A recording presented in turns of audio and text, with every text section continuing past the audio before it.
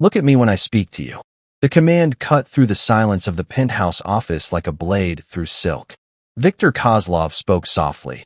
He always spoke softly, but his voice carried the weight of 1,000 buried bodies and twice as many broken lives. The cleaning woman did not look up. She continued wiping the mahogany desk with slow, methodical strokes, her cloth moving in precise circles that erased invisible dust from surfaces that were already immaculate. Her movements were unhurried, almost meditative, as if she had not heard him at all. Viktor's lieutenant, a massive man named Sergei who had killed his first man at 16 and had lost count somewhere in his 30s, shifted uncomfortably. In 20 years of service, he had never seen anyone ignore Viktor Kozlov. The last person who had tried was currently feeding fish at the bottom of the East River. I said, "Look at me." This time, Viktor's voice dropped even lower. The register that made hardened criminals confess their sins and begged for deaths they knew would not be quick. The cleaning woman finished her circle, folded her cloth precisely, and finally raised her eyes. She was perhaps 50 years old, with dark skin that held the warmth of polished bronze and silver-streaked hair pulled back in a tight bun. Her face was unremarkable in its ordinariness, the kind of face that passed through crowds unseen, that witnesses forgot the moment they looked away. But her eyes were the problem. They held no fear, no nervousness, no desperate calculation of escape routes or silent prayers to gods who had long since stopped listening to people in Viktor Kozlov's presence. They held only a calm, steady attention, the kind a person might give to a mildly interesting painting or a newspaper article they would forget by afternoon. "You wanted something?" Her voice was quiet, practical, faintly accented in a way Viktor could not immediately place. Viktor felt something he had not experienced in decades. Confusion. If you are not already subscribed, you need to stop right now and hit that button. Turn on notifications. Because what happens next is going to change everything you think you know about power and fear. Do you know who I am? The question came out before Viktor could stop it. A question he had never needed to ask, never imagined asking. Everyone knew who he was. His face had never been published in newspapers. He was too careful for that. But his name was whispered in every corner of the city. Politicians consulted him before making decisions. Police captains called him sir. Entire neighborhoods went silent when his cars passed through. The cleaning woman considered the question as if it deserved genuine thought. "You are Viktor Kozlov. You own this building and 17 others in the city. You have controlling interests in shipping, construction, and what the newspapers politely call entertainment. You have been married twice, divorced once, widowed once. You have a daughter you have not seen in 7 years. You prefer your coffee black, your whiskey neat, and your steak rare." She paused. "You also keep very clean offices, which makes my job easier." Sergei's hand moved toward his weapon. Viktor raised a finger, the smallest gesture, and Sergei froze. "You have been researching me." "No. I have been cleaning for the Morozov family for 3 years. I pay attention." The woman returned to her work, picking up a feather duster and moving toward the bookshelves. People talk when they think the cleaning woman cannot hear, or does not understand, or does not matter. And what have people said about me? Many things. Most of them probably true. She dusted a shelf with the same unhurried precision she had applied to the desk.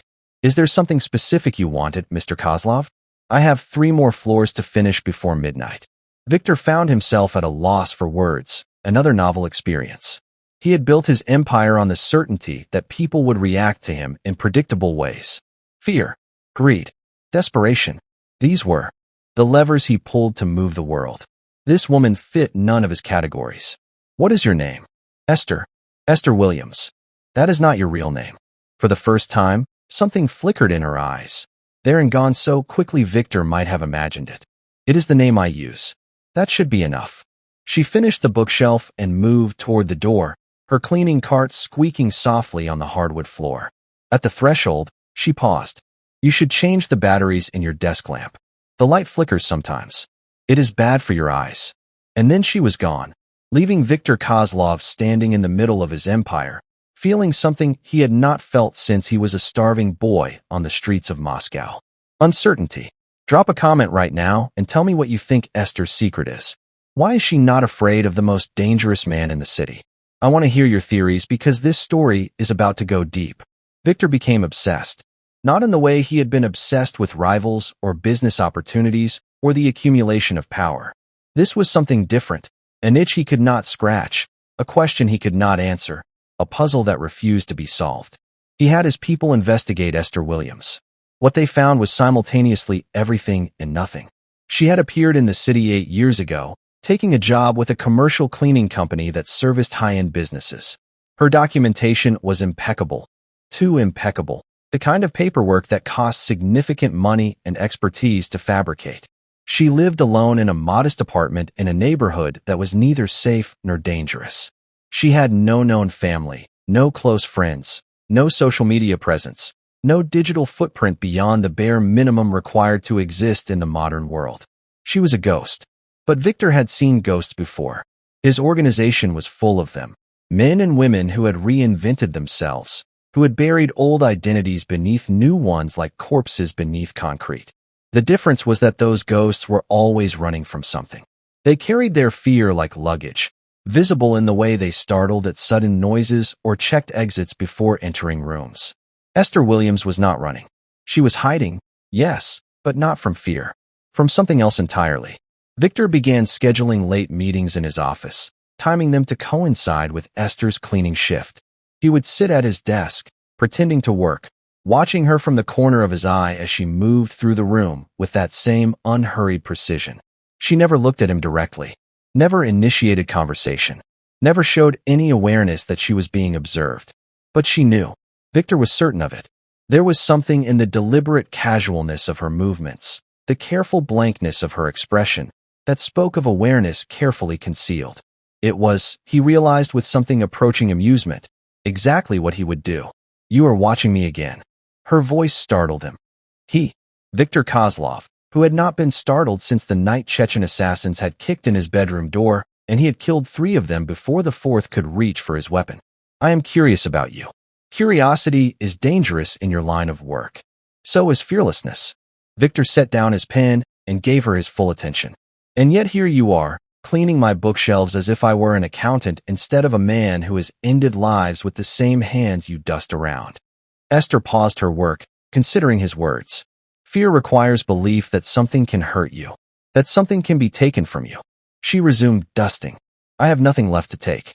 That makes fear somewhat redundant. Everyone has something to lose.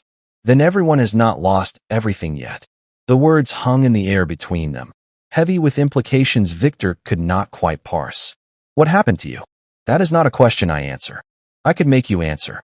Esther turned to face him fully, and for the first time, Victor saw something in her eyes that was not calm indifference. It was pity. "Yes, you could. You could have your men hurt me. Kill me. Make me disappear like all the others who have inconvenienced you over the years." Her voice remained steady. "But you would learn nothing. Pain does not unlock secrets from people like me. It only confirms that we made the right choice in building walls no one can breach. People like you. People who have already been through worse than anything you could devise." She picked up her cleaning cart and moved toward the door. "Good night, Mr. Kozlov. Try not to work too late. The circles under your eyes are getting worse." She left. Victor sat in the silence of his office, surrounded by the evidence of his power, the expensive furniture, the priceless art, the hidden safes containing enough cash to buy small countries, and felt, for the first time in decades, genuinely alone. Like this video right now, if you are feeling the tension between these two, hit that button because their connection is about to deepen in ways neither of them expected. 3 weeks passed. Victor found himself changing his habits in small ways he refused to examine too closely. He started keeping better hours, leaving his office at reasonable times instead of working until dawn. He replaced the batteries in his desk lamp. He stopped drinking whiskey alone in the dark and started actually eating the meals his chef prepared instead of letting them grow cold while he reviewed contracts. His lieutenants noticed. Sergei, who had known him longest, dared to ask if something was wrong. "Nothing is wrong," Victor had said, not looking up from the book he was reading. A novel, something he had not done in years. Why would anything be wrong? Sergei had retreated, but his expression said everything. Something was different, and the something was Esther. She came every Tuesday and Friday night, her shift beginning at 10 and ending at 2. Victor learned her schedule like he had once learned the schedules of rivals he intended to destroy, but this was different. This was not reconnaissance. This was anticipation. He told himself it was simply the puzzle of her, the mystery that refused to be solved. His obsession was intellectual, not emotional. He was Viktor Kozlov, and he did not form attachments. But when Tuesday night arrived and Esther did not appear, Viktor felt something that alarmed him. Concern. By midnight, the concern had grown into something closer to fear, not for himself, but for her. By 2 a.m., when she still had not arrived and none of her supervisors could explain her absence, Viktor made a decision that would have shocked everyone who knew him. He went to find her himself. Subscribe right now. I mean it. Hit that button and turn on notifications. Because what Viktor discovers in Esther's apartment is going to change everything. Esther's apartment building was exactly what Viktor's investigators had described. A 6-story walk-up in a neighborhood that existed in the gray zone between working class and dangerous. The kind of place where people minded their own business because minding anyone else's could get you killed. Viktor climbed the stairs alone. He had left Sergei in the car despite his lieutenant's protests. This was something he needed to do without witnesses. Apartment 4C. The door was locked, but Viktor had not survived 4 decades in organized crime without learning how to bypass such minor obstacles. The lock clicked open, and he stepped inside. The first thing he noticed was the silence. Not the silence of an empty apartment, but the heavy silence of a space designed for one person to disappear into. No television, no radio, no pictures on the walls, just bare functionality, a couch, a table, a kitchenette, and a closed door that presumably led to a bedroom. The second thing he noticed was the blood, a trail of dark drops leading from the front door to the bathroom. Not enough to suggest fatal injury, but enough to make Viktor's heart, an organ he had assumed atrophied decades ago, clench. With unexpected anxiety, he followed the trail. The bathroom door was ajar. Through the gap, he could see Esther sitting on the edge of the bathtub, her left arm extended, her right hand pressing a towel against a wound that was still bleeding sluggishly. She looked up when he entered, and her expression showed no surprise. Only exhaustion. You should not be here. You were not at work. Viktor moved closer, assessing the wound with the practiced eye of a man who had seen, and caused, countless injuries. What happened? Nothing that concerns you. Everything that happens in my building concerns me. This did not happen in your building. Esther tried to tighten the towel, but her fingers were trembling from blood loss or pain or both. Please leave. Instead of leaving, Viktor knelt beside her. He took her arm gently, so gently that he surprised even himself, and examined the wound. A knife cut, deep enough to require stitches, but not deep enough to have hit anything vital. The kind of wound that came from deflecting an attack rather than receiving one. Someone tried to kill you. Someone is always trying to kill me. Esther's voice was flat. Usually I am faster. Tonight I was tired. Who? That is not your concern. Viktor felt the old rage rising, the cold fury that had fueled his rise from nothing to everything. But this time, it was not directed at the woman before him. It was directed at whoever had made her bleed. I am making it my concern. Why? For the first time, Esther's composure cracked. Why do you care what happens to your cleaning woman? I am nobody. I am invisible. That is the point. You are not invisible to me. The words came out before Viktor could stop them. They hung in the small bathroom, too honest, too raw, too unlike anything he had said to another human being in decades. Esther stared at him with something that might have been wonder. You are a dangerous man, Viktor Kozlov. I am aware. Not because of what you can do. Because of what you are making me feel. Viktor reached for the first aid kit he had spotted on the counter. His hands moved with practiced efficiency as he cleaned her wound and applied butterfly bandages, temporary measures until she could get proper stitches. Tell me who did this. I cannot. Cannot or will not. Both. Esther winced as he tightened the bandage. The people hunting me. If you go after them, you will expose yourself to dangers you cannot imagine. And they will trace the connection back to me. I will have to run again. I have run so many times, Viktor. I am tired of running. Then stay. Let me protect you. You cannot protect me from this. I have protected people from governments, from armies, from enemies who had resources that dwarfed my own. Viktor finished the bandage and looked into her eyes. Tell me who is hunting you, and I will make them stop. Drop a comment right now and tell me who you think is hunting Esther. What secret is she carrying that makes even Viktor Kozlov's protection seem insufficient? I want to hear your theories. Esther was silent for a long moment. Then she stood, moving past Victor into the main room of her apartment. She crossed to the window and stared out at the city lights, her silhouette framed against the glass. My real name is not Esther Williams. It is not any of the names I have used over the past 30 years. Her voice was distant, as if she were reciting a history that belonged to someone else. I was born in a country that no longer exists, to a family that was powerful before power was stripped from them. Victor listened without interrupting. My father was a general. My mother was a doctor. My brothers were soldiers. When the regime changed, when the new rulers decided that everyone associated with the old government had to be eliminated, my family was among the first targets. How old were you? 17. Esther turned to face him. I watched them kill my parents. I watched them take my brothers away to camps where they would die slowly instead of quickly. And I was supposed to die too, but someone decided I would be more useful alive. What do you mean? The new regime had enemies abroad. Enemies who needed to be eliminated quietly, without trace, without suspicion. Her voice hardened. They trained me. For 10 years, they trained me to be a weapon. And then they pointed me at targets and watched me destroy lives. Victor felt understanding dawn. You were an assassin. I was a ghost. The kind that governments create and then pretend does not exist.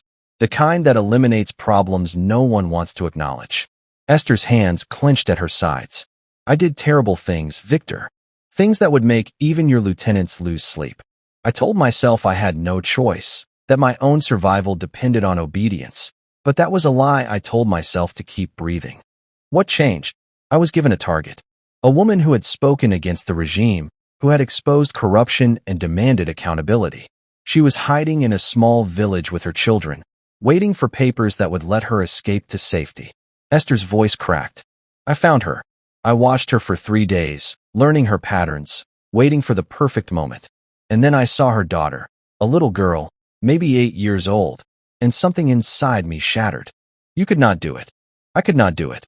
For the first time in 10 years, I looked at my target and saw a human being instead of a problem to be solved. Tears were streaming down Esther's face now. I helped her escape.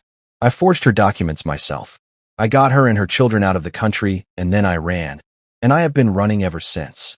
Victor crossed the room and took her hands in his. The people hunting you, they are from the regime. They call themselves patriots, defenders of the old order. They believe that everyone who betrayed the cause must be punished, no matter how many years have passed. Esther's grip tightened. They found me 6 months ago. They have sent 3 teams after me since then. Tonight was the 4th. And you have been fighting them alone. I have always been alone. Victor looked at this woman, this warrior who had built walls so high that even fear could not reach her, who had survived horrors he could barely imagine, who had somehow found the courage to refuse an order even when refusal meant a lifetime of running. And he made a decision. Not anymore. Like this video right now. Smash that button. Because Viktor Kozlov is about to declare war on forces that would make most nations tremble, and he is doing it for a woman who cleans his office. The next 3 weeks transformed Victor's organization. He called in favors he had been saving for decades. He activated networks that stretched across continents. He spent more money in a month than most corporations earned in a year, and he did it all with a singular focus that his lieutenants had never seen before. He was not just protecting Esther. He was destroying the people who had hunted her. The operation was surgical in its precision. Victor did not believe in brute force when subtlety would serve. He had built his empire on understanding that true power was invisible, operating in shadows that never touched the light. One by one, the hunters became the hunted.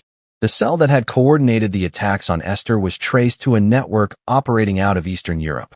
Victor's people infiltrated it, mapped its connections, and then dismantled it from the inside. Leaders were exposed to authorities in countries that had been waiting for evidence. Funding channels were disrupted. Safe houses were burned. And when the last operative, the commander who had personally ordered Esther's death, tried to flee, Victor found him. He did not kill him. Death would have been too easy. Instead, Victor ensured that the man spent the rest of his life in a prison where the guards answered to Victor's friends, where every day would be a reminder that some targets were protected by forces even more dangerous than the old regime. When it was over, Victor went to Esther. She was in his office, not cleaning this time, but sitting in one of the leather chairs by the window, watching the city lights with an expression he could not read. It is done. He crossed the room and sat in the chair beside her. They will never hunt you again. How can you be sure? Because the ones who are still alive know what happened to the ones who are not. They know that coming after you means coming after me. And no one, is willing to pay that price. Esther was silent for a long moment. Why? You keep asking me that. Because I keep not understanding the answer. She turned to face him, and her eyes held something he had never seen before. Vulnerability. Hope. Fear. Not of him, but of what she was feeling. You are Viktor Kozlov. You could have any woman you wanted. You could have dismissed me as an inconvenience and moved on with your life. Instead, you risked everything. Your organization, your reputation, your own safety, for a woman who cleans your office. You are not a woman who cleans my office. You are the woman who does not fear me. Is that really so important? Viktor considered the question. I have spent my entire life making people afraid. It was necessary. Fear is the currency of my world, the only language that keeps the chaos at bay. But somewhere along the way, I forgot what it felt like to be seen by someone who was not calculating how to use me or escape me. He reached out and took her hand. You looked at me and saw a man, Esther. Not a monster, not a weapon, just a man. And that, his voice cracked. That was the most terrifying thing anyone has ever done to me. Terrifying, because it made me want to be worth being seen. Subscribe right now if you want to see how this ends. Because the final part of their story is about to unfold, and it will change both of them forever. 6 months passed. To the outside world, nothing had changed. Viktor Kozlov remained the most feared man in the city, his empire continuing to operate with the ruthless efficiency that had made him legendary. His face never appeared in newspapers. His name was still whispered rather than spoken aloud. Politicians still consulted him before making decisions. But those who knew him, really knew him, saw the difference. He smiled sometimes. Actual smiles, not the cold calculation of expression he had worn like armor for 40 years. He left his office at reasonable hours. He ate meals that were still warm. He slept, really slept, for the first time since he could remember. And he had stopped drinking alone. Esther had moved into the penthouse above his office, into the private living quarters that Viktor had maintained for decades but rarely used. She still cleaned. She insisted on it, finding meditation in the simple work of putting things in order, but she was no longer an employee. She was something else entirely. Something neither of them had names for, because they had both spent too long building walls to know how to tear them down. But they were learning. Night by night, conversation by conversation, touch by touch. You are thinking too loudly again. Viktor looked up from the fire he had been staring into. Esther stood in the doorway of the living room, wearing one of his shirts and holding 2 cups of tea. I apologize. Old habits. What were you thinking about? My daughter. Esther crossed the room and settled into the chair beside him, handing him a cup. She did not ask questions. She never pushed when he was processing difficult thoughts, but her presence invited confidence. I have not seen Anna in 7 years. Since her mother died. Viktor took a sip of tea, letting the warmth spread through him. She was 15 when Elena passed. Old enough to understand what I was. Young enough to blame me for it. Do you blame yourself? Elena knew who she was marrying. She was the daughter of another family. Our marriage was an alliance, not a romance. But she made the best of it. She raised Anna with love, protected her from the worst of what I did, tried to give her a normal childhood despite everything. And when she died, Anna looked at me and saw the man her mother had been protecting her from all along. Viktor's voice was heavy with old pain. She said she never wanted to see me again, that I was a monster who had stolen her mother's life, and she would never forgive me for it. What did you do? I let her go, sent her to boarding school in Switzerland, made sure she had everything she needed, money, security, opportunities, but never contacted her directly. He set down his cup. I told myself it was what she wanted, that I was respecting her wishes. But the truth is that I was afraid. For the first time in my life, I was afraid of something I could not control. I could not make my daughter love me. I could not force her to forgive me. So instead of facing that, I retreated. Esther was quiet for a moment. Have you tried contacting her since then? No. Do you want to? Viktor looked at the woman beside him. This warrior who had survived horrors he could barely imagine, who had taught him that walls could be dismantled one brick at a time, who had shown him that fearlessness was not the absence of feeling, but the choice to move forward despite it. I want to try, but I do not know how. You start by being honest. You tell her who you really are, not the monster she imagined, but also not some sanitized version of yourself. The full truth. And then you let her choose. What if she chooses to keep hating me? Then at least you will have tried. Esther took his hand. Regret for action is easier to live with than regret for silence. I learned that the hard way. Victor nodded slowly. Will you help me? I will help you with everything. For as long as you want me to. Drop a comment right now and tell me if you think Victor should reach out to his daughter. What do you think will happen? I want to hear from you because the story is building to its final moments. The letter took Victor 3 days to write. He had written countless documents in his life. Contracts, orders, threats, negotiations. But he had never written anything this personal. Every word felt inadequate. Every sentence seemed either too revealing or too guarded. In the end, Esther helped him find the balance. You are not trying to convince her of anything, she reminded him. You are not making an argument or negotiating a deal. You are simply telling her the truth and asking for a chance. The final letter was 3 pages long. It contained things Victor had never told anyone: his childhood, his choices, his regrets. It acknowledged the pain he had caused. It did not ask for forgiveness, only for the opportunity to begin again. He sent it with a single rose, white, for honesty, and then he waited. The waiting was the hardest part. Days turned into weeks. Victor continued his work, continued his life with Esther, continued the slow process of becoming someone different from the man he had been. But underneath it all was the quiet terror of uncertainty. Had the letter arrived? Had Anna read it? Had she thrown it away without opening it? Then, exactly 4 weeks after he had sent it, his private phone rang with a number he did not recognize. Hello. Silence on the other end. Then a voice he had not heard in 7 years, older now, a woman's voice instead of a girl's, but unmistakably his daughter. Papa. Victor felt tears on his face before he realized he was crying. Anna, you called. I read your letter. 3 times. Her voice was guarded but not hostile. I did not believe it at first. I thought it was some kind of manipulation. But then I showed it to my therapist, and she said, Anna paused. She said it sounded real, like someone who had actually done the work of understanding themselves. I have had help. Someone who taught me that walls can be taken down. Who? Victor looked at Esther, who was watching from across the room with an expression of quiet hope. Her name is Esther.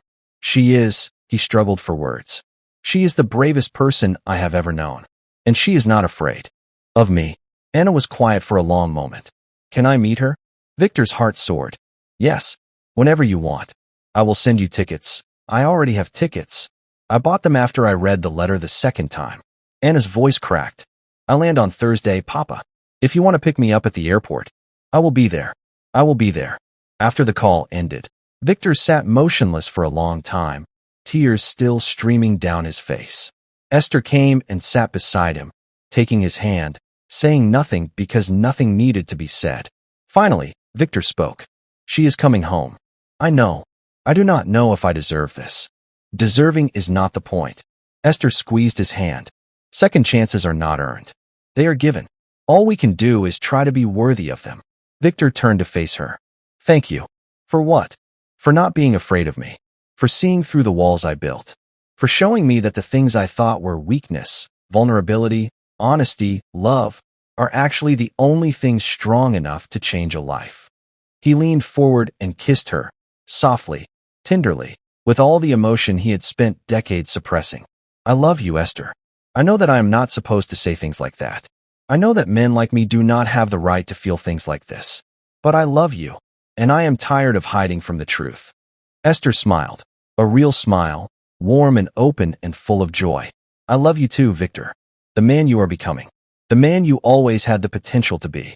Like this video right now, if this moment is touching your heart, smash that button because we are at the final scenes and everything is about to come together. Thursday arrived with the kind of clarity that felt like a gift. Victor waited at the airport with Esther beside him, both of them dressed simply, trying to look like ordinary people waiting for someone they loved. The guards who usually flanked Victor were kept at a distance. This moment was too important for the trappings of power. When Anna emerged from the terminal, Victor barely recognized her. She was 22 now, a woman where he remembered a girl. Her dark hair was longer.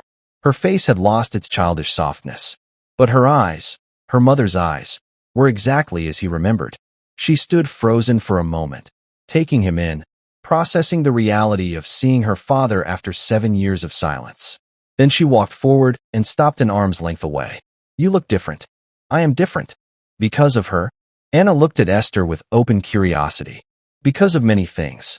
But yes, she helped me see that I did not have to be the man I had become, that I could choose differently.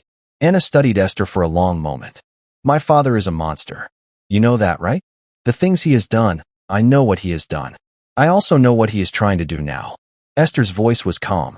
And I know something about building walls so high that no one can see the person trapped behind them. You were trapped too? We were all trapped. By our pasts. By the choices we made to survive. By the belief that we did not deserve anything better. Esther smiled gently. The question is not what we were.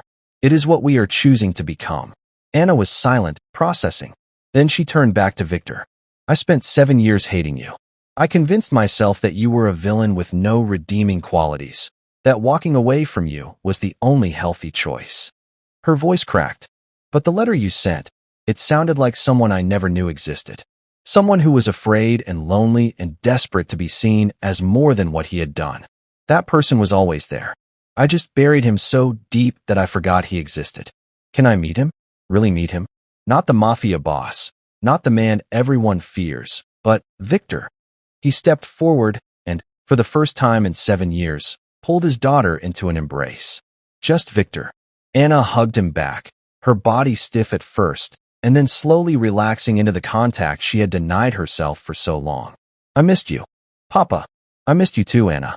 Every day, every moment. They stood in the airport terminal, father and daughter, while Esther watched with tears in her eyes. Around them, the world continued its business, travelers rushing to gates, families reuniting, strangers passing by without a second glance. No one noticed the most feared man in the city breaking down in tears of joy. No one noticed the woman who had taught him that fear was not the only language worth speaking. And no one noticed that sometimes, the most powerful change in the world begins with a single person who refuses to be afraid. 1 year later, the wedding was small and private. Just Victor, Esther, Anna, and a handful of people who had earned the right to witness it. No lieutenants. No business associates. No one from the world that Victor had built and was slowly, carefully transitioning away from. He had not abandoned his empire. Men like him did not simply walk away. The power vacuum would have caused chaos, hurt innocent people, created opportunities for worse monsters to rise. But he had begun the process of transformation, redirecting his organization's resources toward legitimate business, toward philanthropy, toward repair. It would take years, maybe decades, but for the first time in his life, Victor had something worth living for beyond the next day's survival. You are thinking too loudly again. Esther's voice was teasing as she joined him on the terrace of their new home, a house outside the city, surrounded by trees and silence, far from the penthouse where they had first met. Old habits. What were you thinking about? The first time I saw you. How you did not look up when I told you to. Esther laughed. I heard you. I just was not interested in giving you the reaction you expected. You were not afraid of me. I had lost everything that mattered. Fear requires hope, the belief that there is something worth protecting. I had given up on that. She took his hand. Until you reminded me that some things are worth fighting for. What changed? You did. You saw through my walls the same way I saw through yours. You did not try to break them down. You just stood on the other side and waited for me to open the door. Victor pulled her into his arms. I love you, Esther. I love you too, Victor. She smiled up at him. The man you have become. The man you always had the potential to be. Below them, in the garden, Anna was playing with the dog she had adopted 6 months ago. A rescue. Like all of them were rescues in their own way. Her laughter drifted up through the evening air, pure and uncomplicated, the sound of healing finally taking root. Victor looked at his wife, his daughter, the life he had built from the ashes of the man he used to be. And he felt something he had not felt in 60 years. Peace. Everyone had feared the Mafia boss. But the woman who cleaned his office had seen something different. She had seen the loneliness behind the power, the guilt buried beneath the cruelty, the human being trapped inside the monster. And in seeing him, really seeing him, she had set them both free. That is the end of this story, and if you made it all the way here, I need you to do 3 things for me. First, hit that like button as hard as you possibly can. This story came from the deepest part of my heart, and your support means everything. Second, drop a comment and tell me what this story meant to you. Tell me about the walls you have built and the people who saw through them anyway. Tell me about the moments when someone's fearlessness changed everything. Tell me about the love that finds us even when we have convinced ourselves we do not deserve it. I read every single comment, and I want to hear your story. Third, subscribe and turn on notifications so you never miss another story like this one. I have so many more coming, and every single one is designed to touch your heart and stay with you long after it ends. Thank you for being here. Thank you for staying until the very end. Thank you for believing that even the most feared among us can be transformed by love, that walls can be taken down one brick at a time, and that the most powerful force in the world is not fear, but the courage to live without it. I will see you in the next one.